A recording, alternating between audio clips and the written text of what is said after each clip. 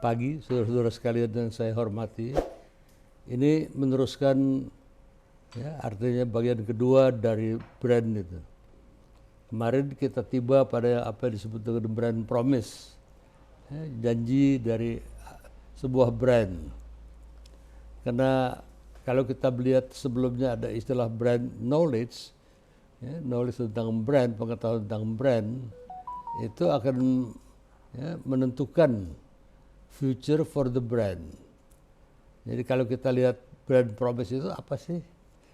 Ini merupakan suatu visi dari marketer, visi dari marketers, dari artinya yang pemilik brand itu, of what brand must be and do for the consumers.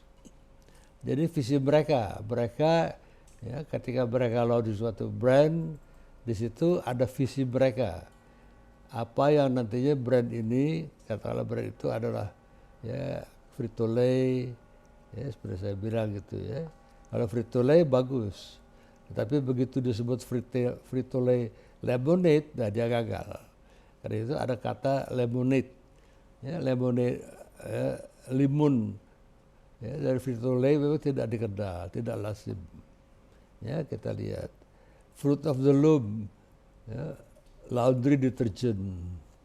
Nah, karena Fruit of the Loom dikenal sebagai pakaian dalam laki-laki. Saya suka beli dulu di Amerika, dan murah. Ya, kalau saya bayar $1 ketika itu 25 tahun yang lalu itu saya dapat satu pak berisi 3, jadi 30 sen. Ya, tapi cepat rusak karena karetnya kendor. Tapi ketika mereka melaunching deterjen, mereka gagal. Ya, karena di situ orang tidak kenal bahwa Fruit of the Loom itu menghasilkan laundry detergent. Yang orang kenal adalah secara dalam pria itu. Smuckers itu premium juga meluncurkan kecap, ya, biasanya tomato kecap, dia gagal. Jadi ketika itu brand promise tidak diterima oleh masyarakat. Si empunya brand itu yang mengatakan, nih, brand saya ini, ya, akan bisa melakukan ini untuk saudara-saudara sekalian. Nah, kemudian consumer will decide. Consumer yang menentukan. Sekarang ini abad baru, bukan lagi marketer atau pemilik brand yang menentukan, tapi consumer will decide. Bagaimana mereka, ya, berpendapat, ya, mereka memperkirakan tentang tadi. Ya, nah kalau mereka berpikir bahwa brand itu gagal, ya, gagal. Ya, tidak terjadi karena mereka tidak suka brand itu, kasarnya begitu. Itulah brand promise, brand promise. Nah, dari situ kita masuk kepada disebut brand equity model. Ya, brand equity itu adalah apa-apa yang brand itu punya hal-hal yang baik-baik, positif dibandingkan yang negatif. Tapi ada disebut brand asset valuator. Ada valuatornya, penilainya. Ini dibikin oleh perusahaan advertising di Amerika, Young and Rubicam. Di sini tidak ada Young and Rubicam. Ya, itu adalah sebuah model brand equity di mana dibandingkan dari 800.000 consumers di 51 negara. Ini satu kerja besar, mahal. Ya, jadi pada yang dilakukan oleh brand Young and Rubicam itu model dari brand equity ketika dia memperbandingkan, ya, dari 800.000 konsumer di 51 negara. Itu kerja besar, apalagi di 51 negara. Jadi brand equity model itu berdasarkan brand asset valuator. Jadi ada valuasi di situ, brand asset. Mana yang asetnya? Aset itu apa? Kita tahu asetnya positif dibandingkan dengan misalnya yang negatif. Ya, sama ketika debit kredit dan sebagainya itu sama. Ya, kita lihat dari compares brand equity of thousands of brand across hundreds of different categories. Ya, ada 4 key komponennya dari brand, ya, asset valuator itu. Energize differentiation, ya, yang mengukur degree tingkatan di mana brand itu dilihat sebagai suatu yang berbeda dari yang lain. Jadi kita lihat measures degree, ya, tingkatannya berapa ini? Oh, kalau ini sih kira-kira, ya, 6 cukup lah. Kalau yang ini 8. Gitu. Jadi kita lihat itu, ya. Jadi itu momentum and leadership.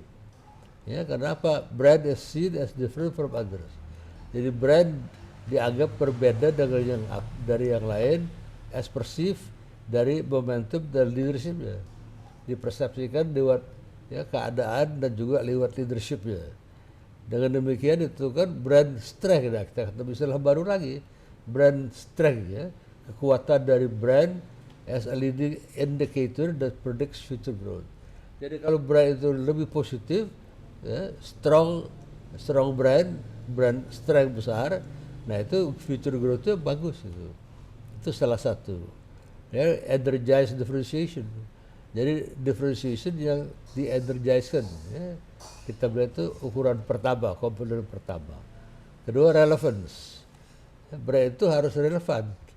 Ya, measures appropriateness and breadth of brand's appeal.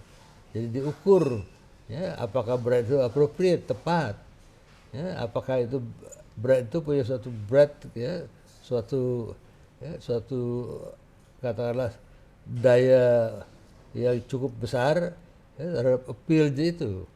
Kalau beratnya kecil, ya, sempit sekali, nah, berat itu juga gagal.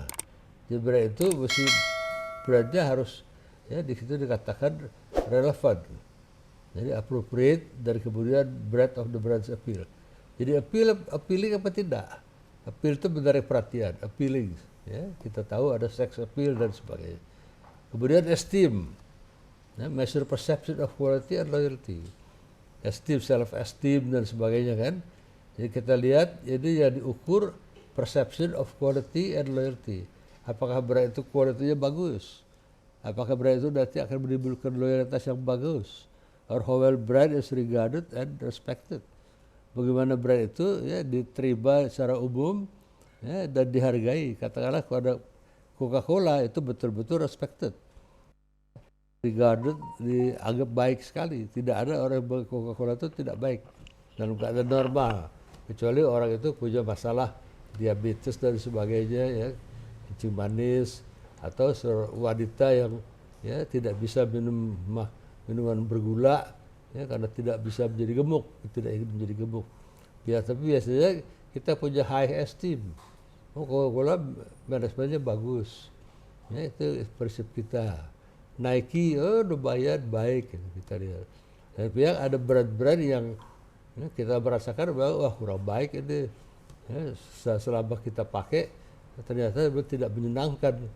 Ya, kita lihat seperti itu.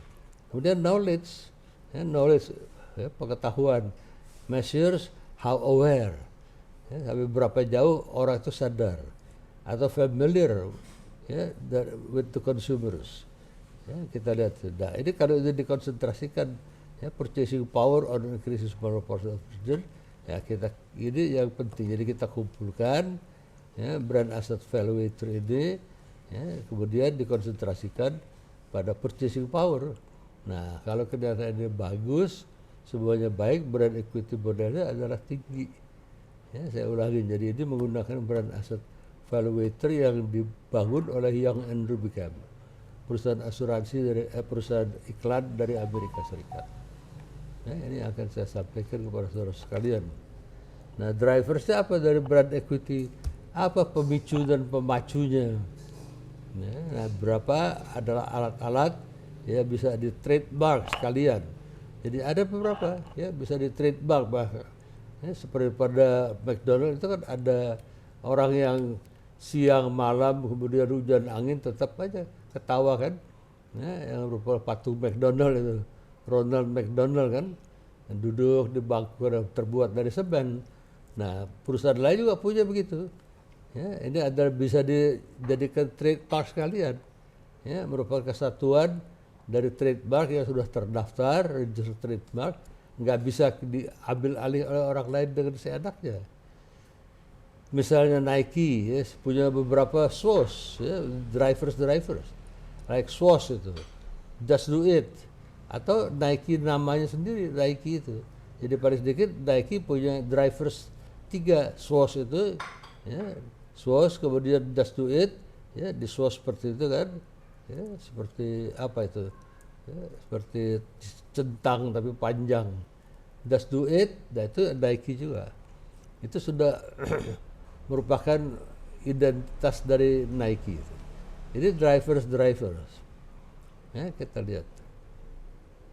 Kemudian kita ada lagi brand element. Nah, ada lagi brand element. Ya, brand elemen daripada brand. Yaitu apa itu brand element? Ada 6 kriteria kalau menurut ya, Philip Kotler itu. Ya, choosing brand element. The first 3 adalah brand building. Untuk membangun brand itu, memorable, meaningful, and likable. Apa memorable? Bisa diingat dalam jangka panjang.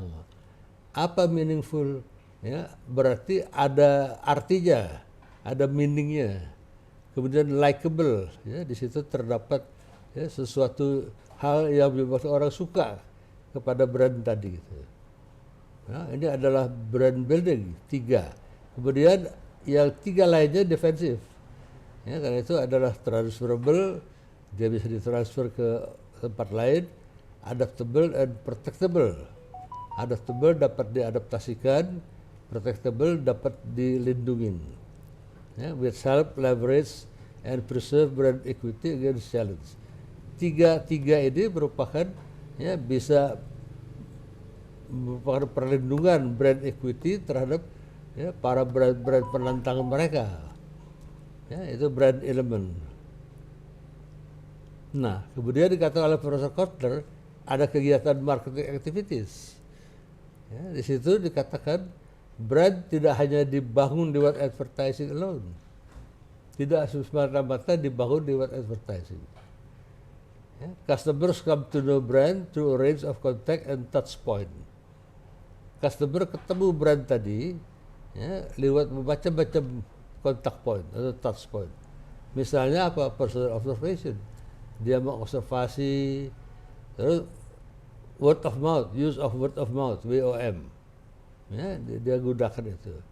Interaksi with the first personal. Dia punya kesempatan ya, dengan personalia dari perusahaan, kenal, tanya mungkin, atau lewat online transaction, atau lewat payment transaction. Jadi banyak cara itu. Jadi bukan semata-mata kalau dibikin advertising terus dibangun satu brand, enggak begitu caranya.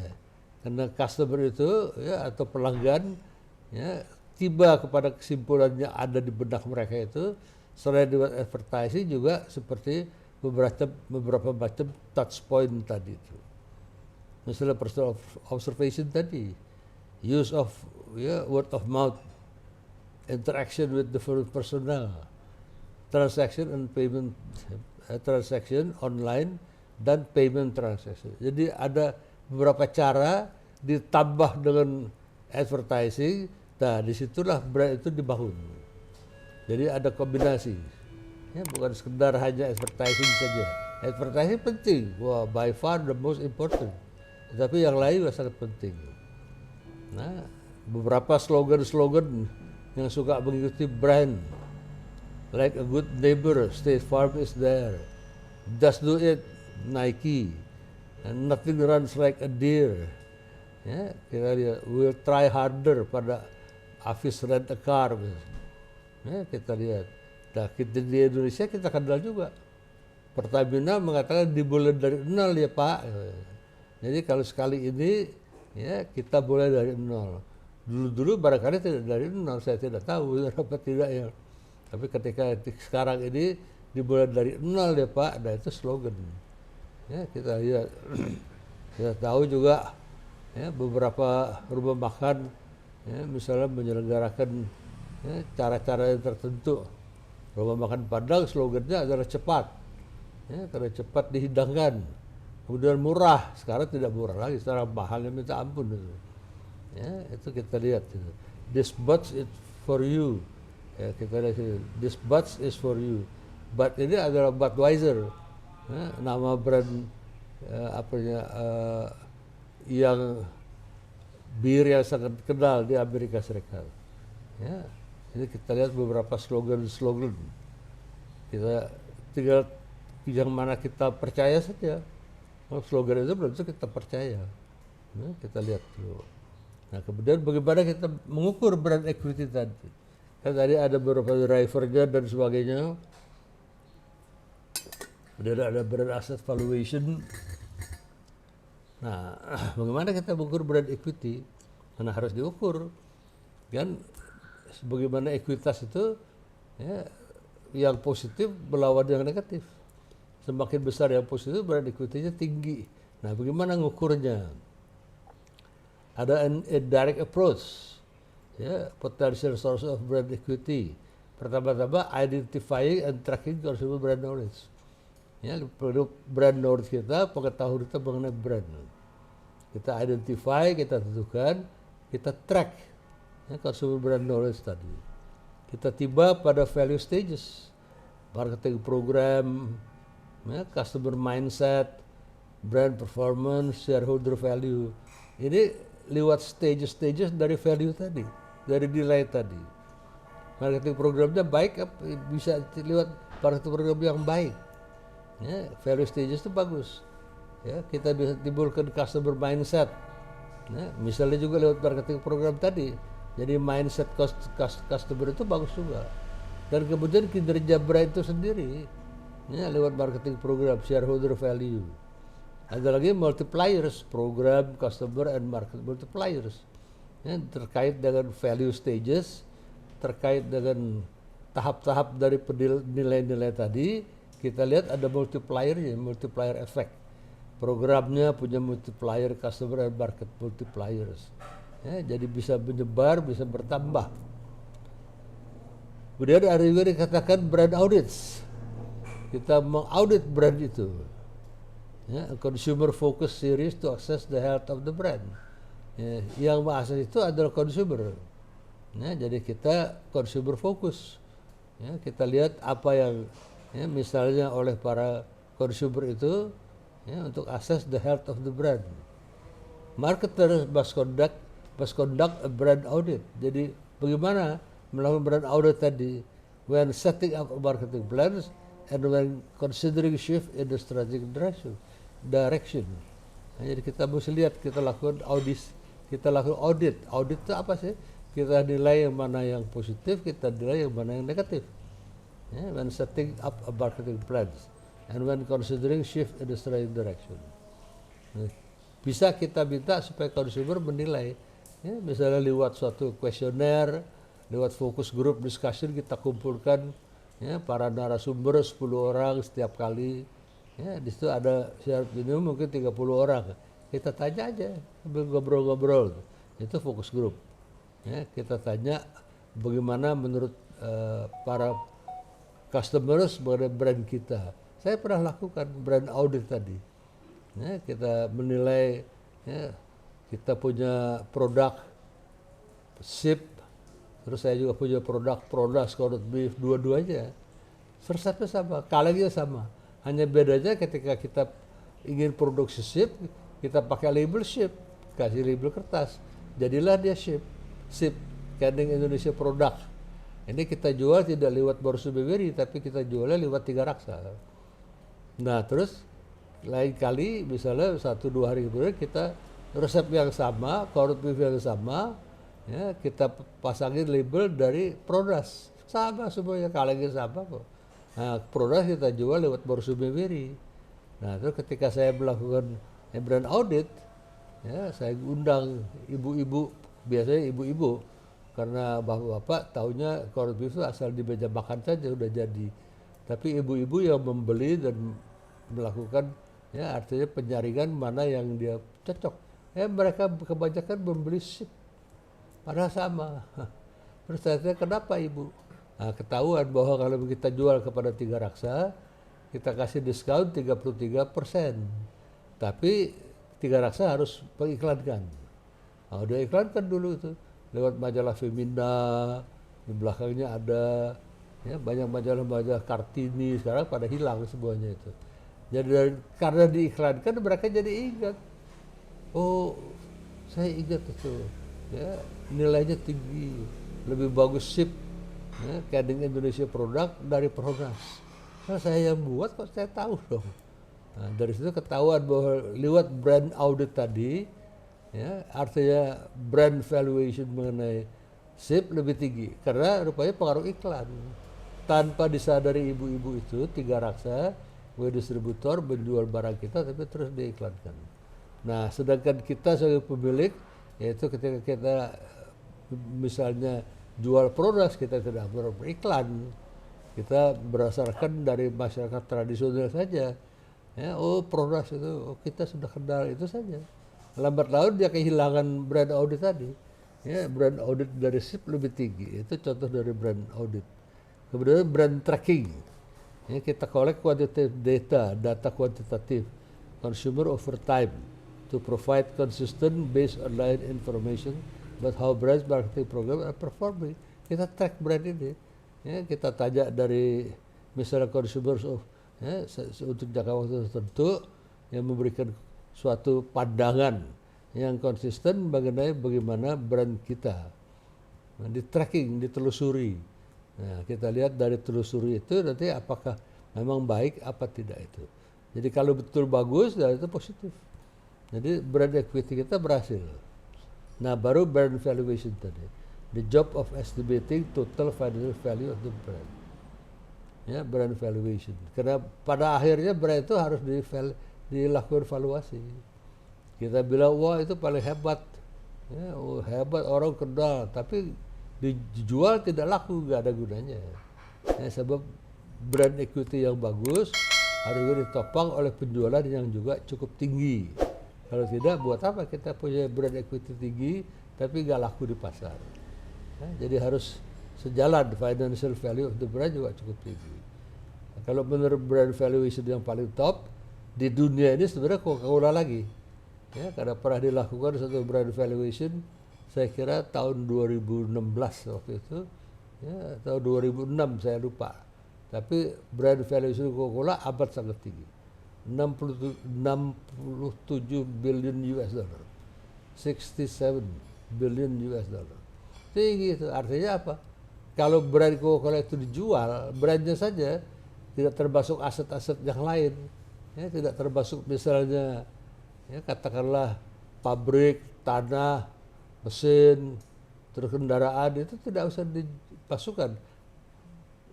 Merek Coca-Cola saja ya dihargai 67 miliar dolar. Brandnya saja. Jadi brand valuation Coca-Cola memang luar biasa tinggi. Nah, dari mana kok bisa tinggi begitu? Ya, karena Coca-Cola juga perusahaan yang hebat. Ya, dia melakukan satu brand management. Apa itu brand management? Ya, sebagaimana pohon itu, ya, dari mulai katakanlah pot, ya, dipupuk, dikasih air, dipupuk, dia tumbuh berkembang. Setelah dia menjadi pohon juga dipupuk terus sampai berbunga, kemudian juga berbuah. Itu namanya brand management.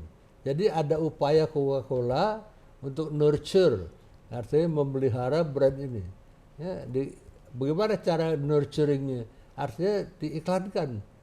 Hampir tiap hari kita tahu ada iklan Coca-Cola. Dipromosikan sewaktu-waktu. Sekarang dia ada promosi Coca-Cola ini. Coca-Cola 250 ml itu bisa mendapat hadiah-hadiah. Nah, itu nurturing the brand. Nah, brand itu harus dipupuk, ya, disiram, kasih air, dan artinya duit, disiramin duit, dia tumbuh, dia berkembang. Nah, itu cara brand management. Kalau brand dibiarkan saja, dia lama-lama mati. Ya, dia lama-lama mati. Saya melihat banyak brand yang sudah, ya, tidak lagi pernah diiklankan sekarang. Ya, saya dulu menangani rate. Rate itu ada rate insect killer untuk nyamuk, flats, glade. Itu saya nggak pernah melihat lagi iklannya sekarang. Ya, nah, ini jadi kalau dibiarkan lama-lama orang lupa. Ya, kemudian pada suatu saat kembali kepada titik nol, bukan dimulai dari nol. Jadi orang tidak tahu lagi. Ya, banyak sekali brand-brand seperti itu. Dan itu berbahaya sekali. Ya, dulu yang paling hebat dulu, ya, di Amerika Serikat, ya, adalah produk coklat, ya, namanya Hershey coklat. Ini sebelum Perang Dunia Kedua. Orang-orang Hershey itu punya ide yang aneh. Kita tuh sudah sangat terkenal, buat apa kita iklankan lagi? Kita bisa saving uang, ya, biaya iklan itu kita masukkan, kita convert menjadi profit. Nah, dengan demikian kita menikmati profit yang tinggi. Oh, setuju dah. Direksi yang hampir sama bubble-nya setuju juga itu. Nah, setelah mereka tidak pasang iklan lagi, masuklah Cadbury. Masuk Cadbury, ya, setelah itu Cadbury menjadi nama. Kalau di Amerika Serikat harusnya menjadi apa sebenarnya? Coklat bubuk yang hanya dipakai untuk di tempat-tempat di kitchen. Ya, coklat untuk bikin kue. Sedangkan untuk coklat yang makan, ya, orang lebih memilih Cadbury. Nah, Cadbury itu beriklan, artinya apa? Iklan dari Cadbury merasuk ke dalam benak consumers, sedangkan Hershey lambat laun ditinggalkan orang karena tidak pernah beriklan lagi. Sejak saat itu orang belajar dari kebodohan-kebodohan tadi, tidak pernah lagi stop iklan walaupun sudah amat sangat populer.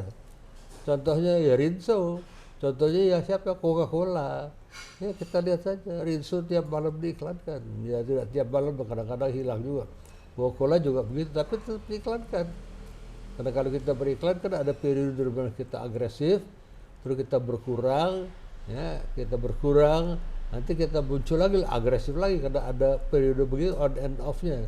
Selalu kalau tidak iklannya tidak, ya biaya iklannya sangat mahal sekali. Jadi kita lihat memang begitu, tapi tetap diiklankan. Coca-Cola sampai sekarang diiklankan. Dengan pihak kita tidak pernah lihat lagi ada Pepsi Cola. Jadi kalau tidak ada Pepsi Cola, hilang begitu saja, lenyap. Ya, jadi kita melihat di situ, ya, bahwa brand itu juga harus di nurture, harus dipelihara seperti katakanlah brand management seperti pada Coca-Cola itu. Dirawat dengan baik lewat iklan, ya, dengan segala macam, ya, kelebihan dan kekurangannya, hingga akhirnya brand valuation-nya saya pikir 2006 atau 2016 tuh, saya nggak lupa, itu 67 miliar dolar, tinggi sekali. Yang kedua ketika itu adalah Microsoft sekitar 50 miliar dolar. Ya, ini kita lihat mengenai brand equity, berapa besarnya sebuah brand. Menarik sekali untuk kita pelajari. Nah, kita lihat juga interbrand, brand equity formula, brand earnings, brand sales, cost of sales, ya, dan sebagainya, brand strength. Nah, ini yang disebut dengan brand segala macam. Branding terms-nya, brand line, brand mix, banyak sekali kalau mengenai brand. Ya, brand naming, individual names, ya, ada blanket family names. Apa blanket family name?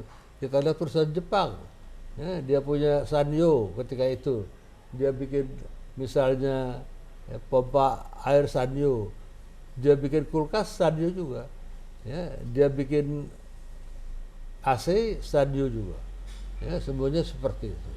Corporate name, individual name combo. Ya, kita lihat ini adalah mengenai brand. Ya, saya kira dengan ini kita akhiri dulu yang paling penting saja, karena nanti akan tambah lagi brand reinforcement, ya, brand new element, wah panjang sekali ini. Ya, kita lihat sekalian. Saya kira ini saja yang bagian kedua. Ya, jadi kita sudah selesai membahas pertama kali adalah packaging dan labeling. Kemudian sekarang ini kita bahas brand dan branding. Ya, nanti kita lanjutkan dengan networking. Ya, ini. Terima kasih, selamat siang.